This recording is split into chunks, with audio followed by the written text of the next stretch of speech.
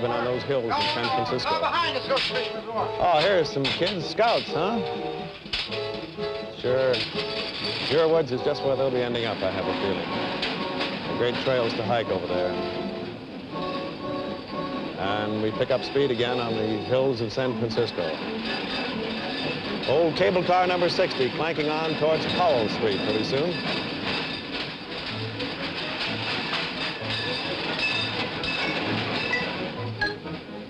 And there's a view of our car.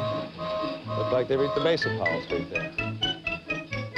On this autumn Sunday afternoon in San Francisco, when the beautiful city breathes so deeply of the sharp sea air. Autumn means many things in this big country bounded by two oceans. There's the top of the mark. And now, this is Army Aircraft 581. You pilot. This is Army Aircraft 814, approximately 23 miles northeast of St. Louis, and on my approach to Scott Air Force Base. This view is from an actual Signal Corps television plane flying with television over the junction of the Mississippi and Missouri rivers.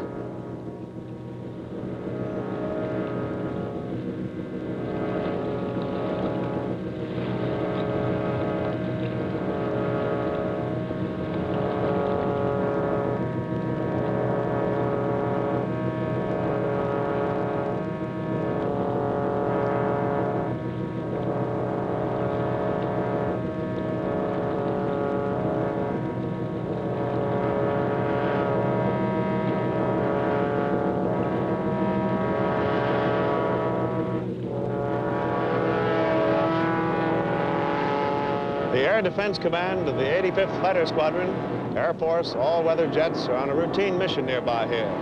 We may see them at any moment. There they are.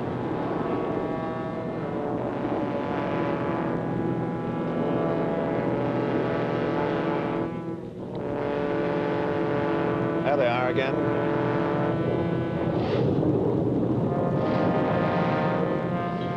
This is where the country parts its hair, you might say, along the dividing line known as the Mississippi River. When you say east and west of this country, you mean east and west of the big river, 2,400 miles long. The west bank is the Missouri bank, and the east bank, of course, the Illinois bank. On this October Sunday, the river is low. Autumn means low water on the Mississippi. But you've got to watch this river. You've got to watch it all the time. And that's what that boat's doing. That's the U.S. Army Corps of Engineers boat called the Mississippi. She controls navigation, runs south every autumn down to New Orleans. She watches the river. Low water in October, but beginning to rise, and no telling how high it'll rise by November.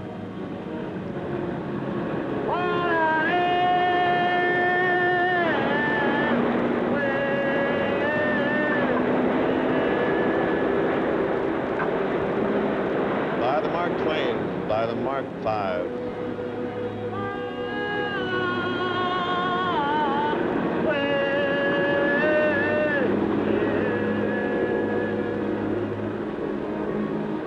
Ah, look at her, a triple-decker, a stern paddle wheeler.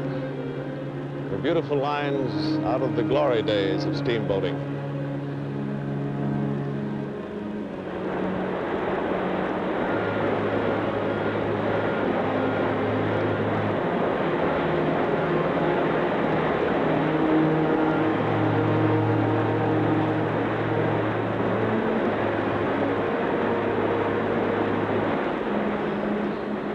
Started out about 50 yards above the woodpile, straightened up for the middle bar, got my stern on the cottonwood, came on a booming through, 9.5. Words from Mark Twain's river pilot 100 years ago.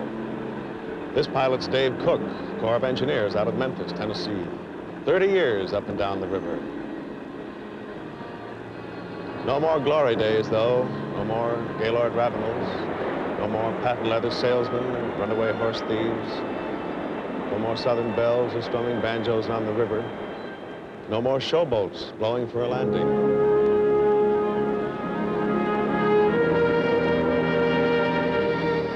But still, the river runs low on October afternoons and is beginning to rise. No telling how high it'll rise by November.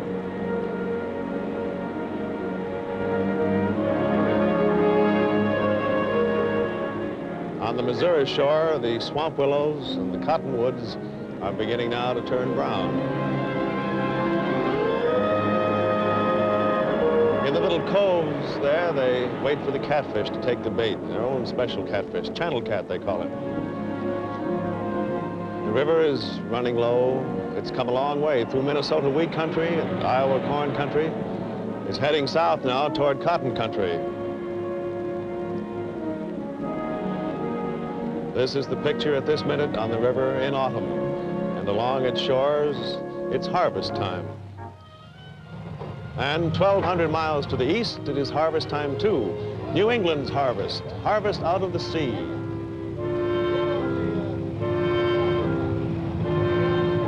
You are at this moment on the community pier at Gloucester, Massachusetts, one of the 5 great fishing ports of the world. On this Sunday afternoon, the boats have been out, bringing in the catch for Monday morning's market. Cod and haddock, ocean perch, sole, flounder, 1 million pounds of it every day.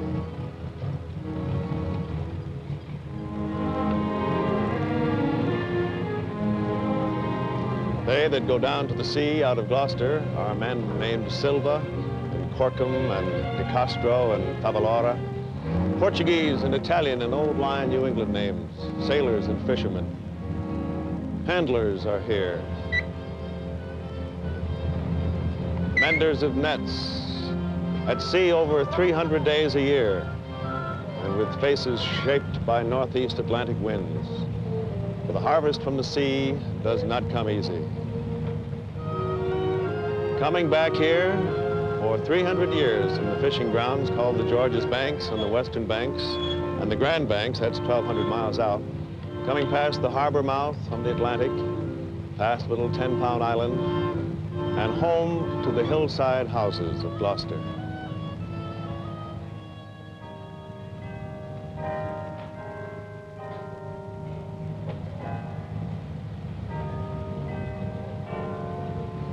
In most Gloucester homes, life is lived around fishing and waiting for fishermen to come home.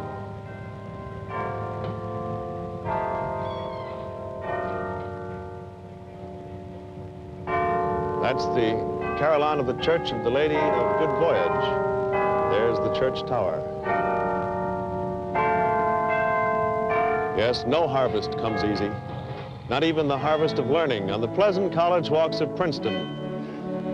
This is the day after Saturday's football game, the day before Monday's exams. Class of 1956, it's their last year. Class of 57, looking ahead. Class of 58, sophomores, bless their hearts.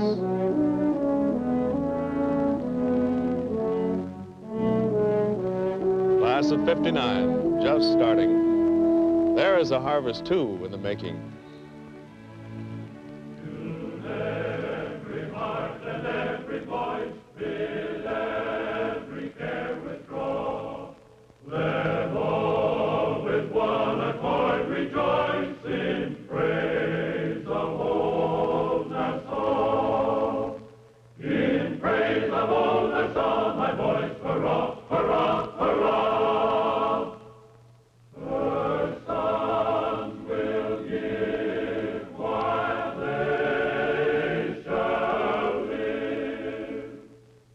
3 cheers for old Nassau. Nassau Hall, built in 1746, lived in 1955 as one of the first college buildings in America, and one time capital of the 13 states. No classes today. The campus is resting, the mood is quiet as this autumn afternoon moves along. But in the steel plants of the Cuyahoga Valley in Cleveland, the mood is a different one. Though it's Sunday, the open hearth furnaces of the Jones and Laughlin plant, where you are at this moment, are mighty busy. That man's called the melter. You might call him the chief cook, if you like. He's the man who regulates the steel as it simmers for 12 hours. And those 12 hours are about up now, and the steel is going to pour in a few